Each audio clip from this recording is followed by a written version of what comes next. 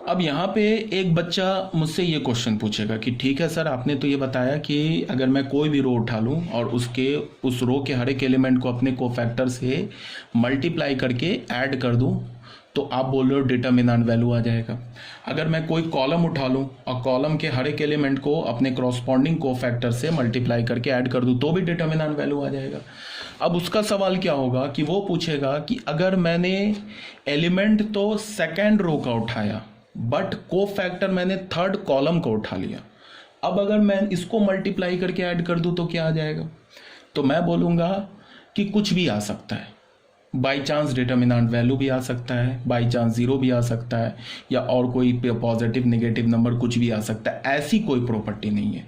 पूरे डिटर्मिनेंट और matrix chapter में आप एक बात याद रखो, जितने भी प्रॉपर्टीज आप पढ़ोगे वो रो में होगा या कॉलम कॉलम में होगा। रो और कॉलम आपस में इंटरमिक्स नहीं होगा, एक बात याद रखना, ठीक है। जैसे अभी मैंने तुम्हें क्या बोला कि रो का एलिमेंट उठाओ, उसको अपने कोफैक्टर से मल्टीप्लाई करके ऐड कर दो तो डिटर्मिनेंट वैल्यू। मैंने ऐसा नहीं बोला कि एलिमेंट तो रो का उठाओ बट कोफैक्टर कॉलम का उठा लो, तो ये रो कॉलम आपस में मिक्स हो रहा है ना। ऐसी कोई प्रॉपर्टी नहीं है पूरे डिटर्मिनेंट चैप्टर में। या तो कॉलम कॉलम के लिए अलग प्रॉपर्टी होगा, रो रो के लिए अलग प्रॉपर्टी होगा। हाँ, एक जैसा प्रॉपर्टी होगा रो कॉलम के लिए, बट रो कॉलम आपस में इंटरमिक्स नहीं करेंगे। इस बात को आपको ध्यान में रखना है। मेरी बात आ रही है समझ में? ये पूरे डिटर्मिनेंट के लिए मैं बोल रहा हूँ, ठीक है। तो अगर मैं कोई भी प्रॉपर्टी बोल रहा हूँ, अगर मैं उसमें रो कॉलम स्पेसिफाई नहीं कर रहा हूँ तो तुम उसको एज अ सेपरेट समझ जाओगे कि ये रो। हाँ, एक बात और कि अगर मैं कोई प्रॉपर्टी मैं रो के लिए बोल रहा हूँ ना, एग्जैक्टली वाइस वर्सा वैसी प्रॉपर्टी कॉलम के लिए हो जाती है। एग्जैक्टली, बिकॉज रो और कॉलम कहने को अलग अलग है बट है एक ही चीज़। तुम अगर मैट्रिक्स का ट्रांसपोज ले लोगे तो रो कॉलम में बन जाएगा, चेंज हो जाएगा, कॉलम रो में चेंज हो जाएगा, ठीक है। तो अगर तुमने किसी मैट्रिक्स का ट्रांसपोज लिया, मान लो कि हमने एक मैट्रिक्स ए लिया, ऐसे सुनो, हमने एक मैट्रिक्स ए ले लिया, हमने उस मैट्रिक्स में क्या बोला कि भाई ये प्रॉपर्टी तो रो के लिए बट ये कॉलम के लिए नहीं है। ऐसे अगर मान लो हमने बोल दिया कि एक मैट्रिक्स ए ले लिया और उसके बाद हमने क्या किया, बोला कि ये रो के लिए प्रॉपर्टी तो है, कोई प्रॉपर्टी बता दिया, कोई भी XYZ प्रॉपर्टी बता दिया, और बोला कि ये रो के लिए तो वैलिड है बट कॉलम के लिए वैलिड नहीं है। तो तुरंत एक बच्चा क्या बोल सकता है कि अच्छा ठीक है, तो ए मैट्रिक्स में आपने क्या बोला कि रो के लिए तो वैलिड है बट कॉलम के लिए वैलिड नहीं है। तो अगर मैं इस ए मैट्रिक्स का ट्रांसपोज ले लूं तो ए ट्रांसपोज भी एक मैट्रिक्स होगा, तो उसमें जो रो के लिए वैलिड होगा ना, जो ए मैट्रिक्स में जो रो के लिए वैलिड होगा जो प्रॉपर्टी, वो ए ट्रांसपोज में कॉलम वाला आ जाएगा, कॉलम के लिए वैलिड हो जाएगा। समझ रहे हो बात को क्या बोल रहा हूं? बिकॉज ए ट्रांसपोज में जो कॉलम होगा वो ए में क्या होगा, रो होगा। तो इनफैक्ट मेरा मतलब कहने का ये मतलब है, कहने का ये अर्थ है कि रो और कॉलम आपस में कोई किसी भी प्रॉपर्टी में मिक्स नहीं होंगे, और जो भी प्रॉपर्टी रो के लिए वैलिड है सेम प्रॉपर्टी कॉलम के लिए वैलिड है। तो अगर कोई टीचर या कोई तुम्हें कोई या मैं तुम्हें बता रहा हूँ कि ये प्रॉपर्टी जो है रो के लिए वैलिड है, मैंने कॉलम का नाम नहीं लिया, तो तुम खुद से कॉलम उसमें ऐड कर देना।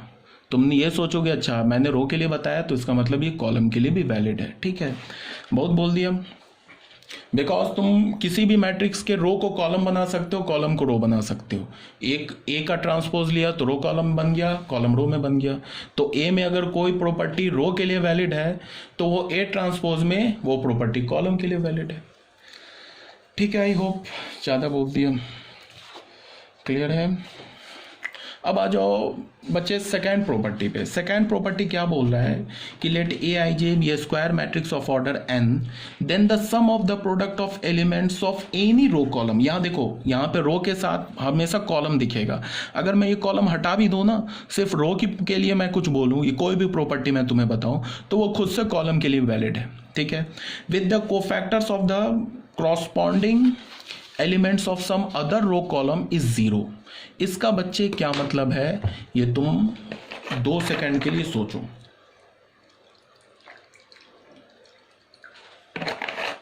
देखो बच्चे क्या मतलब है, यहां पे क्या बोला, लैंग्वेज आप देखना, यहां पे मैं अभी एक्सप्लेन कर रहा हूं। सेकंड नोट में क्या बोला कि हमारे पास कोई एक मैट्रिक्स है, मान लो 3x3 ऑर्डर का मैट्रिक्स है। चलो मैं ले लेता हूं एक हमारे पास 3x3 ऑर्डर का मैट्रिक्स है, A11 A12 A13, ठीक है, A21 A22 A23। A31, A32, A33। ठीक है बच्चे, ये 3x3 ऑर्डर का मैट्रिक्स है। अब मैंने क्या बोला कि मैंने रो तो उठाया, फर्स्ट रो R1 उठाया, ठीक है, बट कॉलम मैंने थर्ड कॉलम उठा लिया, C3 उठा लिया। अब मैंने क्या किया, सॉरी गलत मैं बोल रहा हूँ, रो मैंने R1 उठा लिया, ठीक है, और एक रो उठा लिया R3, ये R3 रो उठा लिया। अब मैं क्या बोल रहा हूँ कि मैंने एलिमेंट तो पहले रो का लिया, बट जो को फैक्टर है वो मैंने थर्ड रो का ले लिया। अब इसको मैंने मल्टीप्लाई करके ऐड कर दिया, तो वैल्यू क्या मिलेगा हमें, 0। मतलब क्या है कि हमने एलिमेंट तो A11 लिया, इनटू को फैक्टर जो लिया वो थर्ड रो का ले लिया, C31 ले लिया, प्लस एलिमेंट फिर उठाया A12, को फैक्टर ले लिया C32 का, प्लस क्या ले लिया A13, को फैक्टर क्या ले लिया C33। तो ये वैल्यू हमेशा 0 ही आएगा, ठीक है। अब यहाँ पे क्या है, ऐसे हम नहीं करेंगे कि एलिमेंट हमने उठा लिया A11, तो A11 के क्रॉसपॉन्डिंग कौन सा एलिमेंट है थर्ड रो में, वो है A31। ये बाय डिफॉल्ट तुम्हें समझना होगा कि अगर मैं बोलूँ कि corresponding element of A11 in third row, तो तुम A32 को नहीं बोलोगे, तुम A31 को बोलोगे।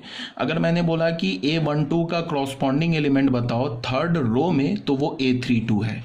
A13 का क्रॉसपॉन्डिंग एलिमेंट बताओ थर्ड रो में, तो वो A33 है। बच्चे समझ रहे हो ना मेरी बात को, ठीक है। अब मैं क्या बोल रहा हूं कि मैंने एलिमेंट तो R1 का उठाया, बट को फैक्टर किसका उठाया, R3 का उठाया। और तो इसका मतलब क्या हुआ, R1 रो के एलिमेंट्स को R3 रो के एलिमेंट्स के को फैक्टर से या क्रॉसपॉन्डिंग को फैक्टर से मैंने मल्टीप्लाई करके ऐड कर दिया, तो वो हमेशा डिटर्मिनेंट 0 के इक्वल ही होगा। मान लो कि हमने R2 उठाया, एलिमेंट तो R2 का उठाया, A21 उठाया, लेकिन को फैक्टर R1 को उठा लिया, तो A21 इंटू C11 कर दिया, प्लस क्या ले लिया A22 इंटू C12 कर दिया, प्लस क्या ले लिया A23 इंटू C13, ये भी वैल्यू 0, ठीक है।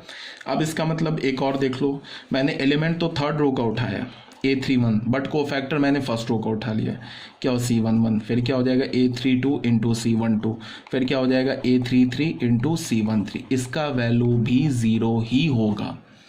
अभी मैंने क्या बोला कि अगर मैं कोई भी प्रॉपर्टी तुम्हें रो में बताऊं